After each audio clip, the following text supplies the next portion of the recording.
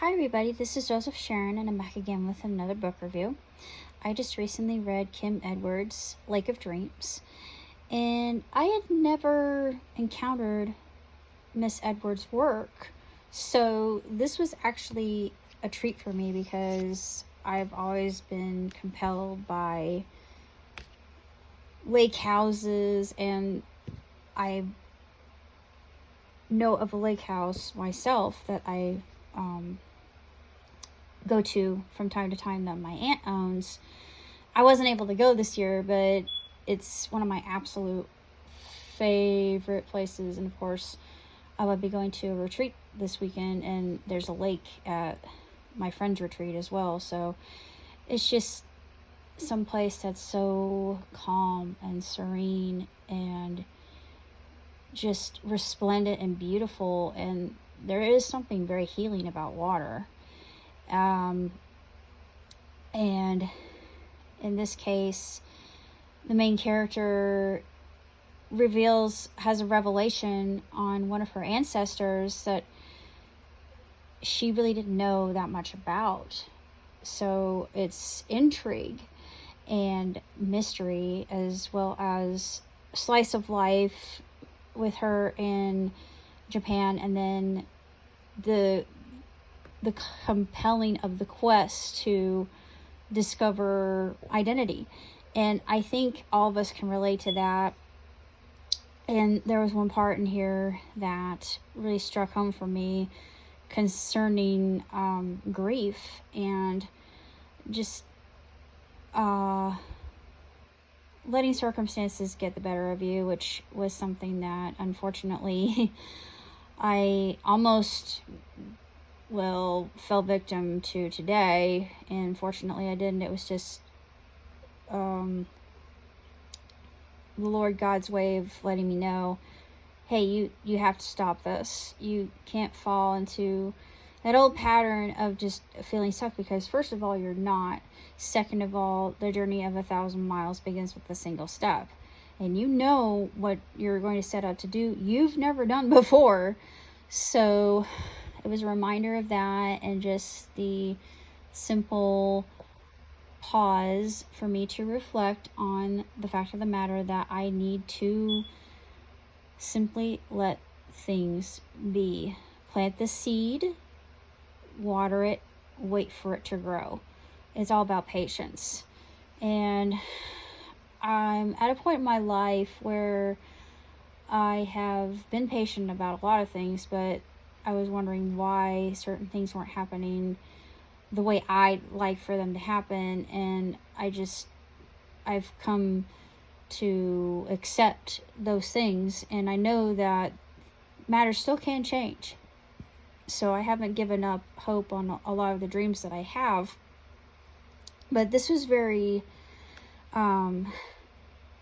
revelatory for me, because I read the protagonist's story, and the mother-daughter reaction was just, it was so beautiful, I thought, and how she basically snapped her daughter out of her doldrums and her funk and her almost getting stuck in the past. And I thought, ooh, that hits a little bit too close for home, because I've been through that. I went through a time, and if you know me well enough, and if you've watched my videos before, you know of a time where I went through a literal midlife crisis when I wasn't even really mid in my midlife yet, or at least not in my estimate. But it was a very difficult time, and through help of some of my family members, not all of them, but just the extended family I had, and therapy and faith and humor and a whole lot of perseverance and determination, I got through it. I had ideations of suicide, but fortunately I did not take those to heart, or I wouldn't be talking to you right now, and I'm glad I didn't. But this was a story that speaks of the uncertainties of life, and the good, the bad, the ugly, everything in between.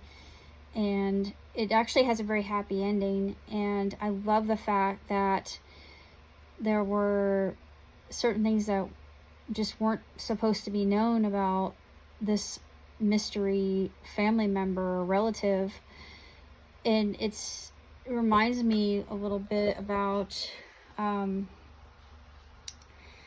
a lady who came to visit my dad and myself, because apparently my Uncle Hugh was her dad, and she didn't really look anything like my Uncle Hugh or anything like any of us. So I don't know who told her that, but maybe she had done that to get a semblance of closure.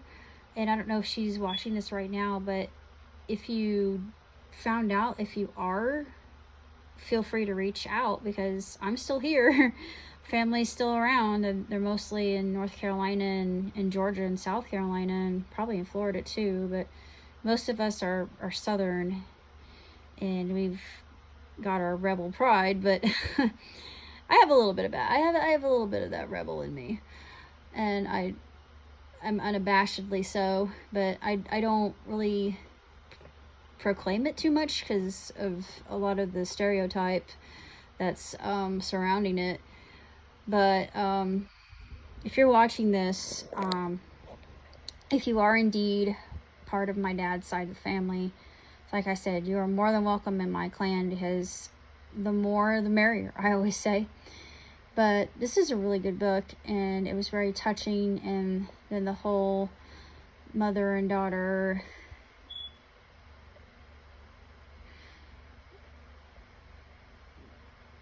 sit down, or I don't know, I guess you could call that a mother and daughter little powwow that they had. That little just moment of, well, it was for them, I suppose you could call it closure, as well as just coming to just allow certain things to be as they were. It's acceptance, basically. And I think we can all relate to that. I think that speaks to each and every one of us, especially in this day and age. But it's just so magnificently written, and Edwards really brings this color and